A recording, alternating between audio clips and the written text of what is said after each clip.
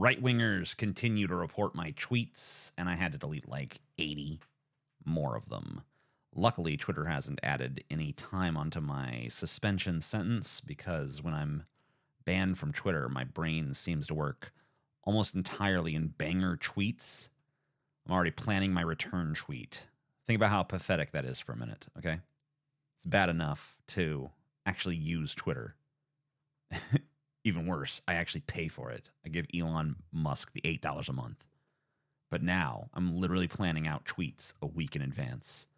How sad is that? The answer is very.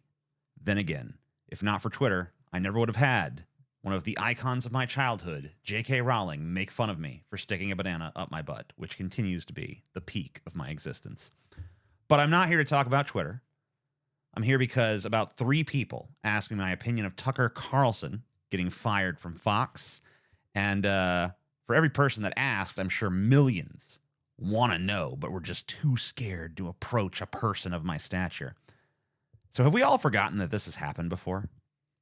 There was a guy. He was the biggest host on Fox. His name was Bill O'Reilly, and he was fired. Where is he now? Making internet content nobody watches. Then there was another guy, and he was the biggest host on Fox, and his name was Glenn Beck, and he was fired. Where is he now? Making internet content nobody watches. Will Tucker suffer the same fate? That's a coin flip. There is much more right-wing media infrastructure online now than there was when Bill O or Glenn Beck got dumped. I also think that Tucker's delivery style plays well to an online audience. He is a fan of these self-important speeches with vague and hyperbolic titles like, "This is a dark moment in our history," and "This is the end of the First Amendment."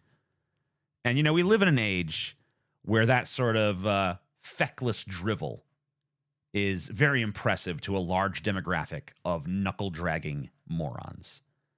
And the thing about an audience of morons is that what it lacks in coherence and respectability, it makes up for in size and money.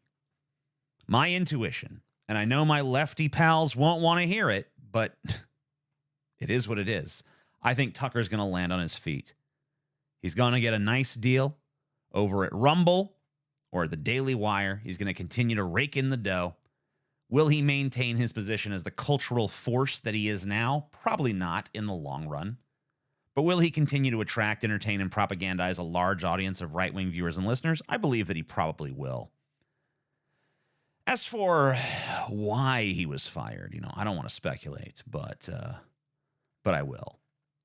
Could Fox view him as too much of a financial liability after being successfully sued by Dominion? That seems to be the prevailing explanation, but I, for one, do not buy it. I noticed that on the same day that Tucker lost his job at Fox, Don Lemon was fired from CNN. Very few people noticed that because it's Don Lemon. But I noticed because I'm an astute observer of things that are happening. What are the odds that they would both be fired on the same day?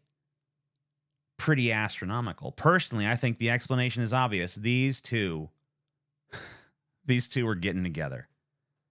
They had a romantic association, And CNN and Fox don't want their anchors filleting each other at an Arby's, which I speculate may have happened here.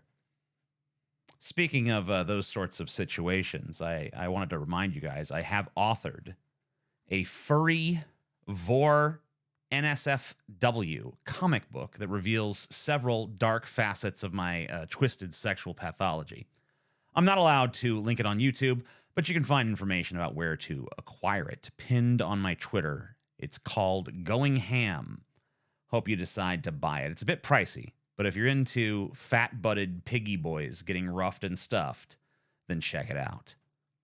And even if you're not into that, check it out for curiosity's sake, huh? Love you all. I'm the Amazing Atheist. PTFO.